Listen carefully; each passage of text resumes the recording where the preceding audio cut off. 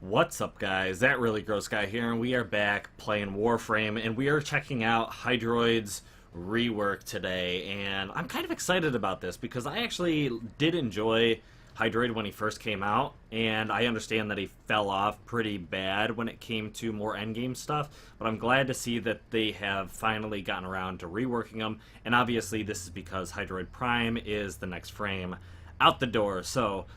Anyways, we're gonna go take a look at a couple of the changes, and there's a couple basic ones. One of which is going to be his shields has now been improved from 345 to 375. So his shields have gone up by 30, which isn't a lot, but it's something. It's a little bit more survivability, and armor has gone up from 65 to 200.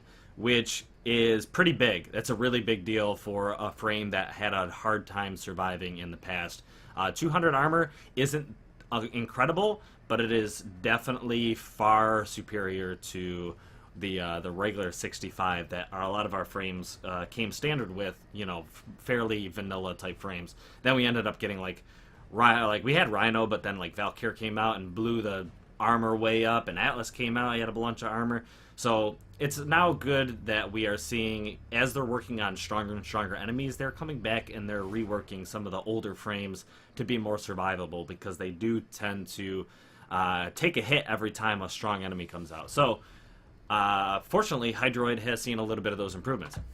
Now, there's not a lot when it comes to his power changes default wise, and I'll tell you what I mean by that. So if we're just going to real quick drop his one ability, we're going to get that basic barrage type thing that we've always had.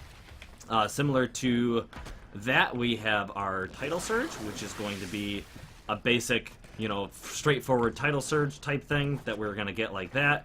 And then obviously the pool, we're going to get the undertow is going to be that. However, you can now move your puddle completely forward without doing any type of, without actually having to be forced out of it. In order to get out of it, you actually just roll forward, and you're going to get out of that. It's going to drain your energy just like it always has, but it's actually not so bad. So the next thing is going to be his ultimate ability. Now, there are going to be a lot of changes that I'm going to point out here in a second, but his ultimate ability is only going to take 50 energy for a cast if you just tap it.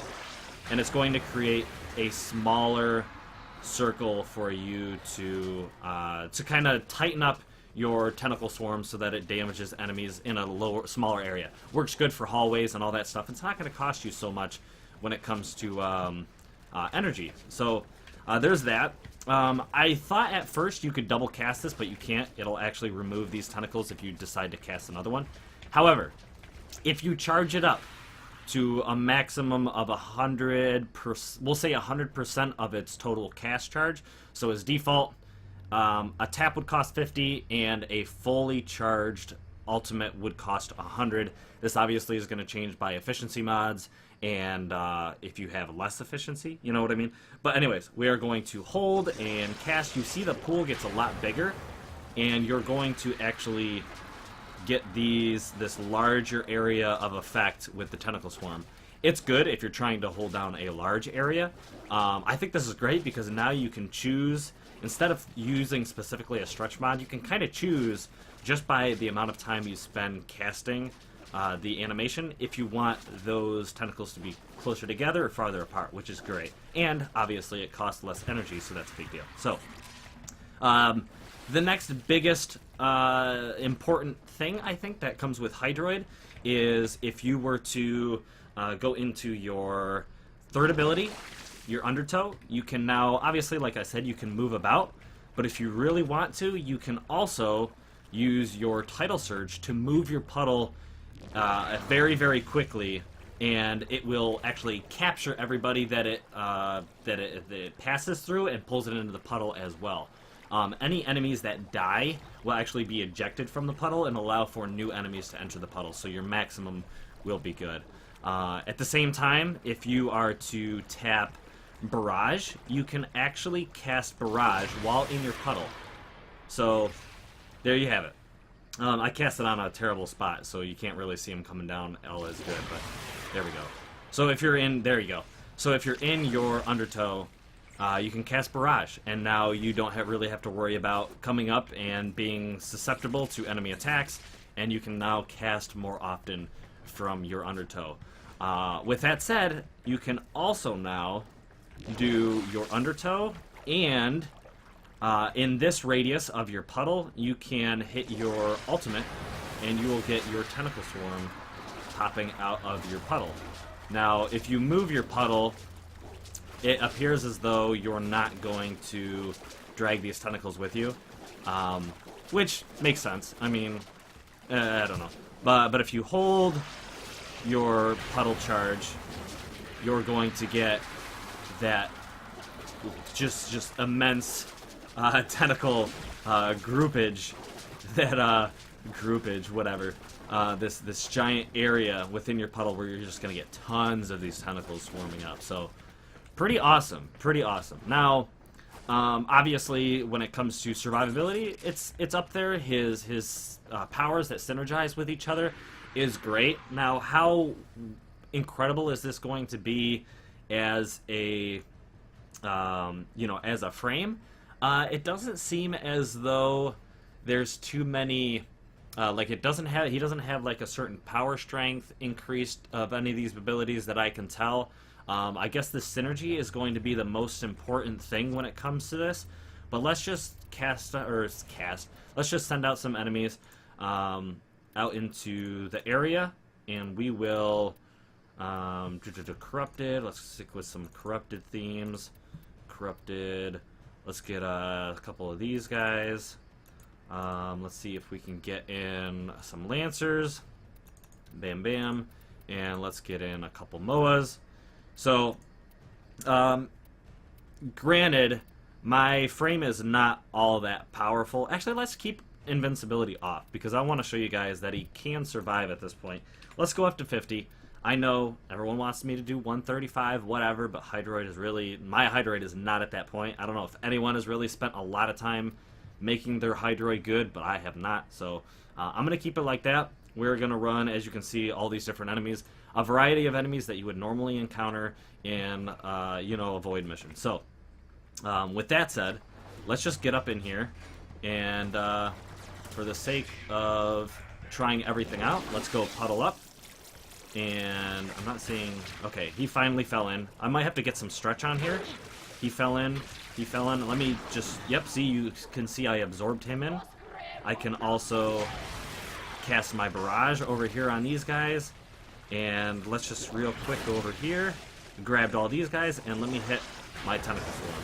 This is just showing that I can physically do everything. And really... He's like a crowd control frame now. Like, you see how many enemies I could take in and deal with as a Hydroid now? That's awesome. We'll do that once again. Grab all these guys up. Let me just tidal surge all the way up here. And... Alright. So it looks like we can absorb any of one of these guys once again. Just take these guys into our puddle and just absolutely destroy them. And you can see the enemies are dying within our puddle like crazy. And then, of course, we can send that tentacle swarm out if we really, really wanted to. But you don't get to see... I was noticing, I was checking the map for their markers on the map, and they disappear when they're in the puddle. So you can't tell necessarily, unless you're looking for ticks of damage, you won't be able to tell if you have enemies inside of you still that haven't died yet. So...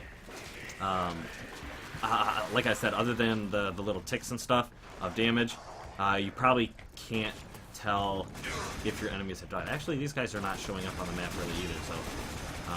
So yeah, as you can see, survivability. My survivability right now isn't there. I can show you my build, and trust me, this is not anything that is decent at all. I mean, small intensify, and not even filled up flow, very low on all this stuff. So definitely a lot of work. Enemy radar I just have on there. Even my constitution's in the wrong slot. So I haven't touched Hydroid in a very, very long time. So obviously with the rework, you're also going to probably rework all your mods to accommodate for what has happened. You may not even want stretch on here anymore because of the new, tentacle swarm ability, the way it works. You may want to just boost the crap out of your strength. You may want to start dealing with efficiency because you're going to be casting his abilities in tandem with other abilities. Or just keep on holding down your duration. I think duration is good on him, but it's up to you. I mean, his duration is going to be important with his 4th ability. It's going to be important with his 1 ability, but ultimately his puddle is not going to be duration based. It's going to be energy based. So it's up to you, depending on how you want to mod. Do you want to mod for power strength? Do you want to mod for efficiency? Do you want to still increase your range? That is up to you. But I'm honestly, personally, going to obviously boost his survivability because it's still not incredible. He's not a tank, but he's a casting frame. You know what I mean? But I'm probably going to boost his survivability and his power strength for sure.